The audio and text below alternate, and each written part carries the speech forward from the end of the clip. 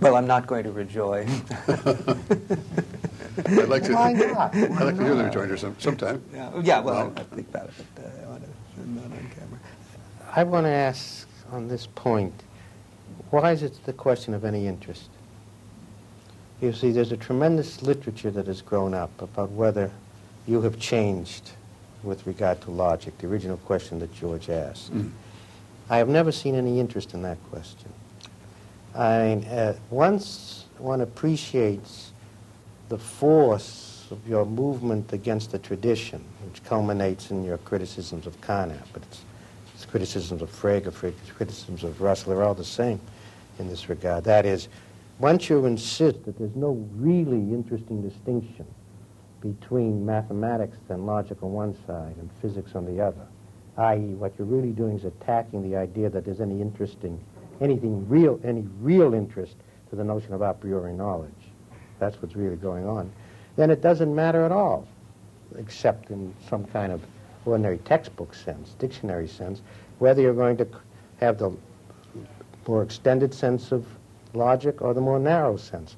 All these distinctions you're pointing out are valuable for some purposes, but the underlying philosophical thrust has already been won by you. Yes, well... And so I really don't see why, and that's why I interrupted before, obviousness, potential obviousness, is never given as an explanatory criterion or a necessary and sufficient condition. It's simply a trait. And indeed, the most interesting discussion of this is Carnap's own reaction to that when Quine first proposes this in the Schilp volume on Quine, and Carnap's reply to Carnap and Logical Truth, where Carnap couldn't understand what Van was saying. He takes for granted that the use of obvious, or potential obvious, when it's applied to logic or math, has to have a different character. It's the Schilp volume on Carnap. The Schilp volume on Carnap, yeah. Yep. Where you had your paper. And so I'm interested in asking George, or you, or someone, why is this a question of any interest beyond making a decision that I want to restrict logic to first-order logic? I second that question with this in mind, that my old hankering for a nominalistic basis for science and for everything has certainly dwindled. First of all, there was the hankering, but I decided it was impossible. But then I even lost that because of the indeterminacy of reference. Exactly. And now I see the ontology as just a matter of tagging the various nodes in our overall structure. Can I get in here with a remark that I'm very sympathetic to this question too, but I would want to say that there are lots of distinctions to be drawn in logic between the propositional calculus and monadic logic, or even monadic logic with identity, which is decidable between that and dyadic logic, between first-order predicate calculus in the full form and what's called second-order logic, between second-order logic and the rest of set theory, which I see as a very important break, or between second-order logic and higher-order logic, and then between higher-order logic and full set theory. The point is, there seem within logic to be, and this is quite characteristic of the subject, there seem to be lots of divisions. I mean, one has, so to speak... What philosophical interest have these divisions? Sure, these are technically very interesting. It depends on what the division is. Surely there are going to be philosophically interesting distinctions between propositional calculus and monadic logic. I'm not sure. One would have to explain what one means by the philosophic interest. The second difference that I mentioned, namely having a particular subject matter, which logic in my sense doesn't have. Of course, there, prima facie, the boundary should remain where I put it, because a second-order logic, or bottom layer set theory, has its ontology, namely the sets. But that is not that's a somewhat question-begging consideration, since if we proceed from the point of view of George's discovery, we might say, oh yes, but you're not really talking about those sets of individuals, so that there's not that ontological demarcation between logic as being ontology-free and set theory being ontology-ridden.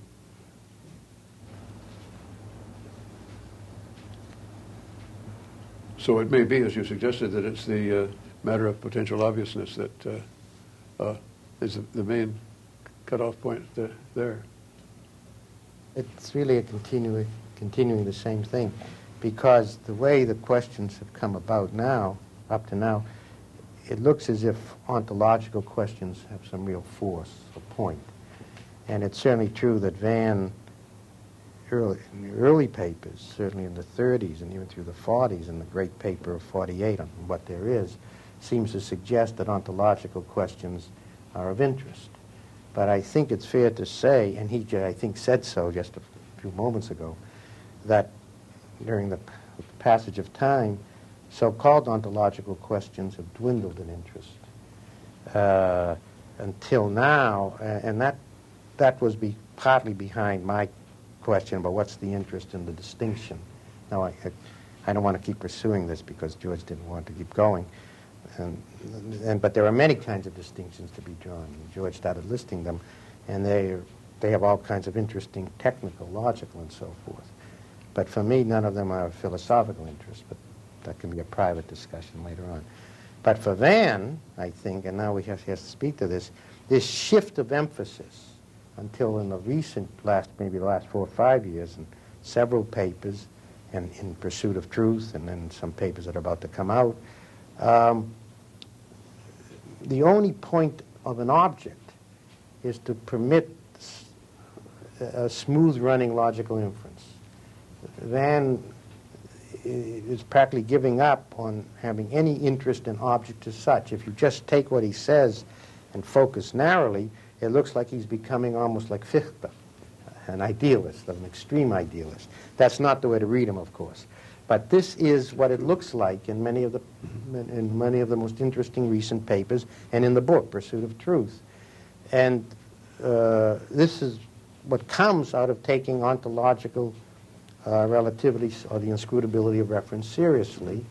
And I think Van should speak to this, whether there is any interest that remains in so-called ontology or ontological questions. The kind of interest that I see remaining is just an aspect of in general, the interest in getting a more economical, more elegant formulation of a theory.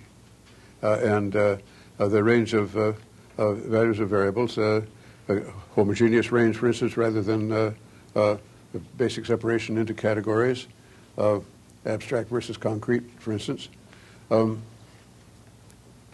Or getting everything consolidated into, everything concrete consolidated into sets of quadruples of numbers, and eliminating in that way all bodies, everything in space-time, in favor of the coordinates of the portions of space-time that they occupy. Then you just have that one domain, the domain of sets of numbers and others. That's the kind of interest that would remain, I think. Someone, in general, getting rid of a hidden variation where your ostensible objects are, to some extent, indistinguishable within the terms of the theory. Or a crude example I used somewhere, a little chunk of economic theory where you're talking about people, but you're talking about people only with respect to their income. And so that as far as anything expressible in the terms of the theory is concerned, people with the same income, references to them are interchangeable. All right, change the ontology. Ontology is income groups rather than people. That sort of thing, which is just a matter of details of scientific style. I think that's all I see. In what theory would one draw the distinction between abstract and concrete? Certainly not in the theory that I suggested about reinterpreting bodies.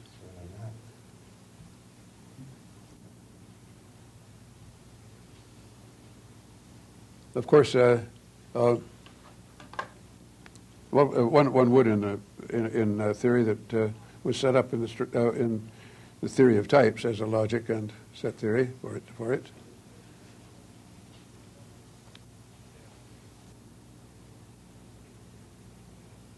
I'd put a premium always on, of course, on pooling them and handling them. I do handle them as all as values of the same variables. Exactly. Yes.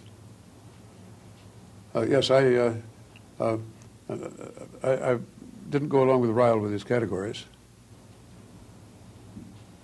Different meanings of existence for different categories.